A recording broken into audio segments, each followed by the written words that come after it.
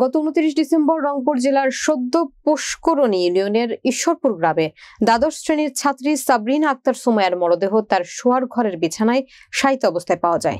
এটি হত্যা না আত্মহত্যা এ নিয়ে এলাকায় চলছে গুঞ্জন। নিজস্ব প্রতিনিধি রফিকুল ইসলাম সাবুলের প্রতিবেদনে দেখুন বিস্তারিত। ক্যামেরায় ছিলেন জিয়াম। এটি হত্যা নাকি আত্মহত্যা? প্রতিবেশী কেউ মুখ খুলছেন না। কারণ কি? প্রত্যেককে জিজ্ঞাসা করা হলো। কেউ বলছে আমার বাসা এখানে নয়, কেউ বলছে আমি জানি না। তাহলে জানেন কে? কেউ মুখ খুলছেন না। একটা সন্দেহের আবহ বিরাজ করছে সবার মাঝে। আমরা অনেক চেষ্টার পর মৃত সুমাইয়ার শাশুড়িকে পাই। এমনি আত্মহত্যা করলো। 5 মাস ধরে আমি সংসার করে নিয়ে খাইতেছি।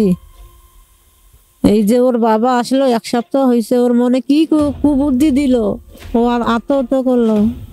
ও যদি গেল আত্মহত্যা করতো তো 5 মাস আগে করতো। 5 মাস আমার সংসারও থাকতো না। ওর বাবাকে হুমকি দিত, তুই কোথায় থাকবি, কোন প্রান্তে থাকবি, তোকে মাটির তলত রাখলে আমি বার করে নিয়ে আসবো। ফোন দিলে ওর বাবা খালি হুমকি দিত।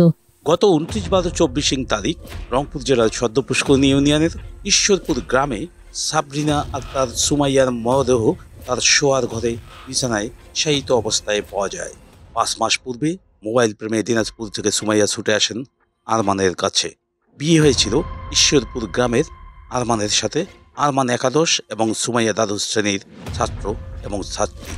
সুমাইয়ার পরিবার খোঁজাখুঁজির পর সুমাইয়ার বাবা সাইফুর রহমান ও পরিবার সুমাইয়াকে উদ্ধারের জন্য এলে তাদের মারডাংসহ ফাঁকা স্টামে স্বাক্ষর করে নেন আরমানের পরিবার বলে দাবি করেন সুমাইয়ার বাবা। 5 মাসে নানান ঘটনার মধ্য দিয়ে চলছিল দুই পরিবারের টানাপোড়েন। সুমাইয়ার বাবা বলছেন তার কন্যাকে হত্যা করা হয়েছে।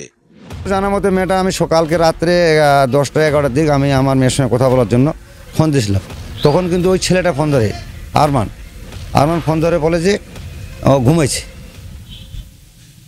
তখন আমি বলছি মেয়েটাকে আমার দেন, কছে এখন ও জাগবে না, ঘুমাই আছে।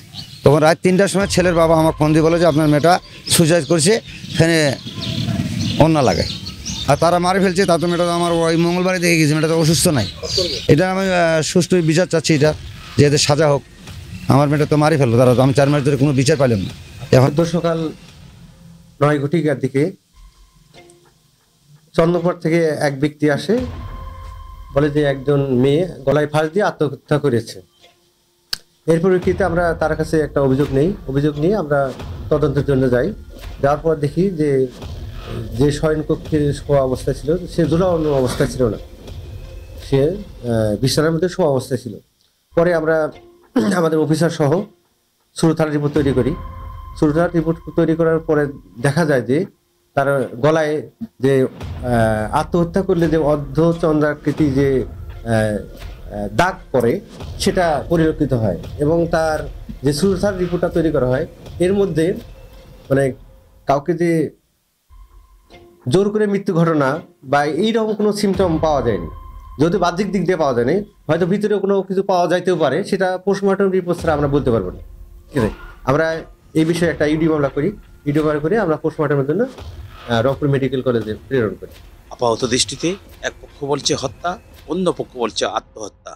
প্রশ্ন হলো, সুমাইয়া আত্মহত্যা করলে কী কারণে আত্মহত্যা করলো? সঠিকটা বেরিয়ে আসবে পোস্টমর্টেম রিপোর্টে।